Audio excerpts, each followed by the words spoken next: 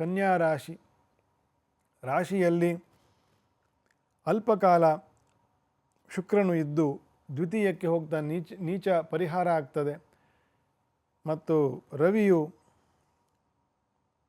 ಸಿಂಹರಾಶಿಯಲ್ಲಿ ನೀಚನಿದ್ದು ಮುಂದೆ ನೀಚ ಪರಿಹಾರ ಆಗ್ತದೆ ಇದೇ ತಿಂಗಳು. ಅಂದರೆ ಕನ್ಯಾ ರಾಶಿಯವರಿಗೆ ಎರಡೆರಡು ಗ್ರಹರ ನೀಚ ಸಂಚಾರ ಪರಿಹಾರವಾಗಿ ಶುಕ್ರನು ಸ್ವಕ್ಷೇತ್ರದಲ್ಲಿ ಮತ್ತು ಕುಜನು ಸ್ವಕ್ಷೇತ್ರದಲ್ಲಿ ಮತ್ತು ರವಿಯು ಕುಜನೊಂದಿಗೆ ಬೆರೀತಕ್ಕಂತಹ ಒಂದು ಫಲದ ತಿಂಗಳು. ಇದು ಏನಂತಂದರೆ, ದಶಮದಲ್ಲಿರ್ತಕ್ಕಂತಹ ಗುರುವು ಏಕಾದಶಕ್ಕೆ ಬರ್ತಾನೆ. ನಿಮ್ಮ ಸಪ್ತಮ ಭಾವ ಮೀನರಾಶಿಗೆ ಗುರುವಿನ ದೃಷ್ಟಿ ಉಂಟು.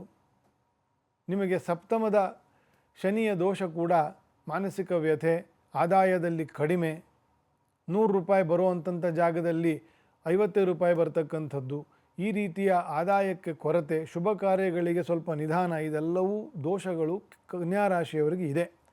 ಅದೆಲ್ಲವೂ ಕೂಡ ಈ 1.5 ತಿಂಗಳಲ್ಲಿ ಸ್ವಲ್ಪ ಪರಿಹಾರ ಆಗ್ತದೆ. ಗುರುವಿನ ಏಕಾದಶದ ಸ್ಥಾನದ ಫಲ, ಶುಕ್ರನ ಸ್ವಕ್ಷೇತ್ರದ ಫಲ, ರವಿ ಮತ್ತು ಕುಜರು ತೃತೀಯದಲ್ಲಿ ಇರತಕ್ಕಂತಹ ಫಲ,